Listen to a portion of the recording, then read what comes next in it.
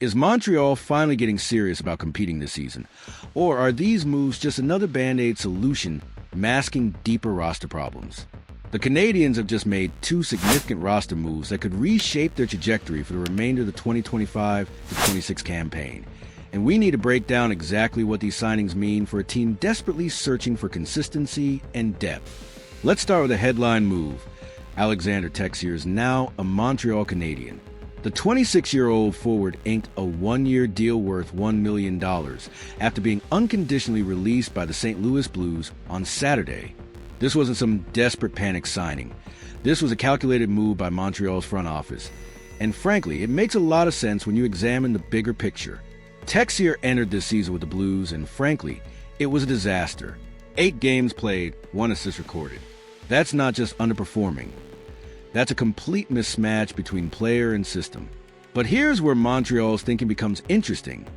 They're betting that a change of scenery, combined with a more defined role, can resurrect what was once productive player. Let's be crystal clear.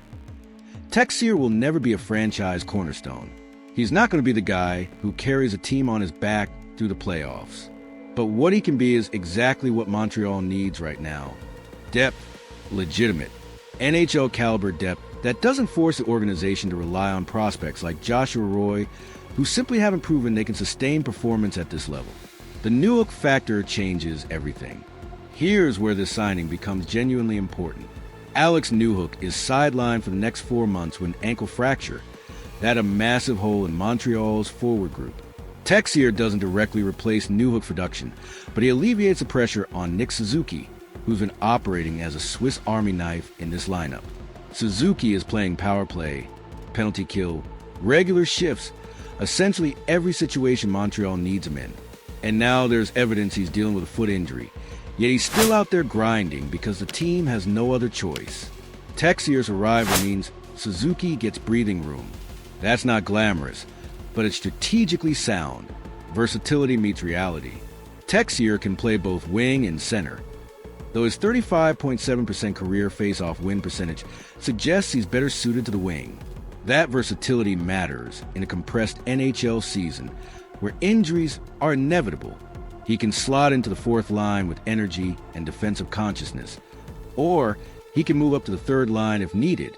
He's not going to be your primary scoring threat, but if he can tap into the form he showed with Columbus, 12 goals and 30 points in 78 games during his final season with the Blue Jackets, he becomes a legitimate contributor even from lower lines. The contract structure is brilliant from Montreal's perspective. It's 1 year, $1 million. If Texier abounds and produces 12 to 15 goals and 30 to 35 points, the Canadiens have found a steal. If he doesn't, they've only committed minimal resources to the experiment. There's virtually no downside here. Here's something that shouldn't be overlooked. Texier reportedly turned down a larger salary offer elsewhere to join Montreal. That speaks to either Montreal's pitch about opportunity or Texier's genuine belief that this environment suits him. Either way, it suggests buy-in from the player, and that matters. While Texier signing grabbed headlines, the call-up of defenseman Adam Engstrom might be the more intriguing development long-term. At 21 years old, Engstrom has been absolutely dominant in the AHL with the Laval Rocket. He's currently third in team scoring among defensemen with 5 goals and 14 points in just 18 games. On Saturday alone, he recorded a goal and 5 points in Laval's 7-2 demolition of the Belleville Senators. That's not just solid production. That's the kind of performance that forces a front office's hand. The timing isn't coincidental. Montreal doesn't call up prospects unless they intend to use them. This isn't a let's see what he can do in practice situation. Engstrom is being brought in for the Midwest road trip beginning Wednesday night against Utah at 9:30 p.m. Eastern Time, which means he's likely going to see ice time. The question is, who does he replace? The most probable candidates are Jaden Struble or Arbor Shakaj. Both are solid defensemen, but neither has been absolutely dominant this season. Engstrom's call-up suggests the organization believes he's ready to compete at the NHL level, and more importantly, that his Saturday performance was the final piece of evidence needed to justify the promotion. Building a career in Montreal. Here's what makes Engstrom's situation compelling. He has the opportunity to build his entire NHL career in Montreal. The Canadiens are clearly investing in youth, and if Engstrom performs well during this call-up, he could become a cornerstone piece of their defensive core for the next decade. At 21, with the skill set he's displaying in the AHL, he has legitimate upside. The organization is essentially saying, "We believe you're ready. Now prove it." Here's the reality check. One veteran depth forward and one promising young defenseman don't transform a struggling team into a playoff juggernaut, but they're not supposed to. These are incremental moves designed to address specific roster gaps, depth scoring and defensive prospects transitioning to the NHL. What these moves do signal is that Montreal's front office is being proactive rather than reactive. They're not waiting for injuries to force their hand. They're addressing them before they become catastrophic. Texier provides immediate relief for Suzuki. Engstrom provides a long-term investment in the defensive pipeline.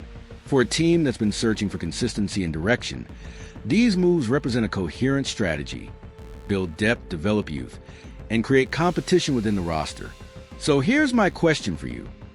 Do you believe these moves are enough to push Montreal in the right direction, or are they simply delaying the inevitable? Are Texier and Engstrom the catalyst for a turnaround? Or are they just pieces of a larger puzzle that's still incomplete? Drop your thoughts in the comments below. Do you think Texier will rediscover his scoring touch in Montreal? And is Engstrom ready for the NHL grind? Let me know your predictions. And don't forget to like this video and subscribe for more in-depth analysis of everything happening around the league. This is your sports analysis. Stay locked in.